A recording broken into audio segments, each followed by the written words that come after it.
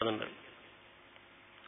വ്യക്തി ഒരു മുസ്ലിം അവനും അവന്റെ ആശ്രിതരായി കഴിഞ്ഞുകൂടുന്ന, അവന്റെ ചിലവിൽ, അവന്റെ തണലിൽ, അവന്റെ ഉത്തരവാദിത്വത്തിൽ കഴിഞ്ഞുകൂടുന്ന ആൾക്കാർക്കും അവരുടെ അടിസ്ഥാന ബേസിക് നീഡ്സ് നമ്മൾ പറയില്ലേ, ജീവിതത്തിന്റെ അടിസ്ഥാന ആവശ്യങ്ങൾ കഴിച്ച് നീക്കിയിരിപ്പുള്ള സംഖ്യ ഒരു കൃത്യമായ ഒരു എമൗണ്ട് എത്തിക്കഴിഞ്ഞാൽ അങ്ങനെയുള്ളവരൊക്കെ നിർബന്ധമായും സക്കാത്ത് കൊടുത്തിരിക്കണം. 7 വയസ്സായാൽ 10 വയസ്സായാൽ നമസ്കരിക്കണം എന്നൊക്കെ നമ്മൾ പറഞ്ഞില്ലേ, പ്രായപൂർത്തിയായാൽ നിർബന്ധമാണെന്ന് പറഞ്ഞില്ലേ. അതേ നിർബന്ധം തന്നെയാണ് ഒരു മുസ്ലിം കുടുംബനാഥന്റെ അല്ലെങ്കിൽ ഒരു വ്യക്തിയുടെ സ്വന്തം ബേസിക് നീഡ്സ്, ഭക്ഷണം, താമസം, ആരോഗ്യം, ചികിത്സ, വിദ്യാഭ്യാസം, ഇതൊക്കെയാണല്ലോ അടിസ്ഥാന ആവശ്യങ്ങൾ എന്ന് പറഞ്ഞാൽ. ആ അടിസ്ഥാന ആവശ്യങ്ങൾ തന്റെയും തന്റെ ആശ്രിതരായിട്ട് ആരൊക്കെയുണ്ട് അവരൊക്കെ, ആശ്രിതരെന്ന് പറയുന്നത് പ്രത്യേകം ഉദ്ദേശിച്ച് പറയണം ഞാൻ. കാരണം ഭാര്യയും കുട്ടികളും മാത്രം ഒതുങ്ങിക്കൊള്ളണമെന്നില്ല. തന്റെ ചെലവിൽ കഴിയുന്ന പലരും ഉണ്ടാവാം. ഉപ്പ ഉണ്ടാവാം, ഉമ്മ ഉണ്ടാവാം, വല്യപ്പ ഉണ്ടാവാം. അപ്പൊ അവിടെയൊക്കെ ചെലവ് അതെല്ലാം കഴിച്ച്, അടിസ്ഥാന ആവശ്യങ്ങൾ കഴിച്ച് ഒരു നിശ്ചിത സംഖ്യ, ആ സംഖ്യയുടെ തോതും അളവുമൊക്കെ അത് പറയുമ്പോൾ വിശദമായി നമുക്ക് ചർച്ച ചെയ്യേണ്ടതാണ്.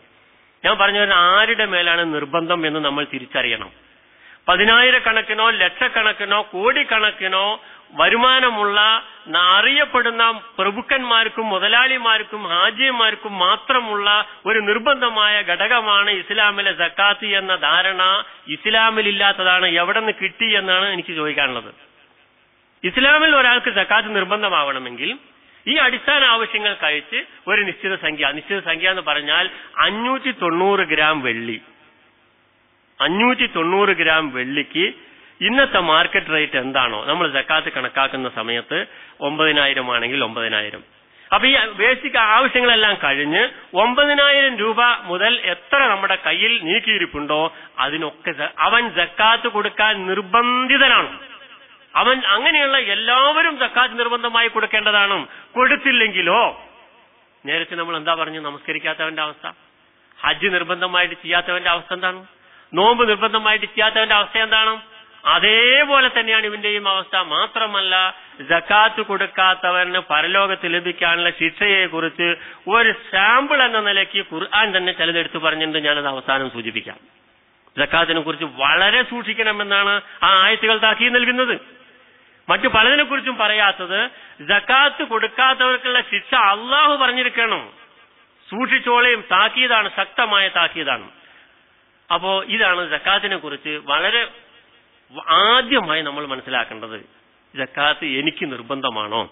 ഈ പറയുന്ന എനിക്കും കേൾക്കുന്ന നിങ്ങൾക്കും സക്കാത്ത് നിർബന്ധമാണോ എന്നൊരു ചോദ്യം നിങ്ങളുടെ മനസ്സിലുണ്ടാവണം.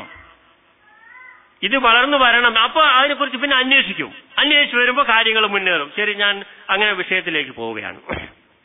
ഇപ്പൊ നേരത്തെ പറഞ്ഞ 2 ഷഹാദത്തും പിന്നീട് പറഞ്ഞ കാര്യങ്ങളും, ഈ 3 കാര്യങ്ങളും അടങ്ങുന്ന 5 തൂണിന്റെ മേൽ, ശക്തമായ 5 തൂണിന്റെ മേൽ നിലകൊള്ളുന്ന ഭദ്രമായ ഒരു സൗധമാണ്, ഒരു കെട്ടിടമാണ് ഇസ്ലാം എന്ന് റസൂലുള്ളാഹി സ്വല്ലല്ലാഹു അലൈഹി വസല്ലം പരിചയപ്പെടുത്തിയിട്ടുണ്ട്. ഇതെന്തിനാ ഞാൻ ഈ ഹദീസ് ഇവിടെ പറഞ്ഞതറിയോ? നിങ്ങൾ കേൾക്കൂ. ഉമർ ഖത്താബ് റളിയല്ലാഹുവിന്റെ മകൻ പറയുകയാണ്, സമയത്ത് റസൂലുള്ളാഹി സ്വല്ലല്ലാഹു അലൈഹി വസല്ലം യഖൂൽ, അള്ളാഹുവിന്റെ ദൂതർ പറയുന്നതായിട്ട് ഞാൻ കേട്ടിട്ടുണ്ട്, ബുനിയൽ ഇസ്ലാമു അലാ ഖംസിൻ, ഇസ്ലാം മതത്തെ ഒരു നല്ല സൗധം, ഒരു കെട്ടിടം പോലെ ഉപമിച്ചിരിക്കുകയാണ്. ഒരു നല്ല കെട്ടിടം പോലെ, ഭദ്രമായ ശക്തമായി നിലകൊള്ളുന്ന ഒരു കെട്ടിടം പോലെ. അത് 5 തൂണുകളുടെ മേലാണ് നിലകൊള്ളുന്നത്. 5 തൂണുകൾ.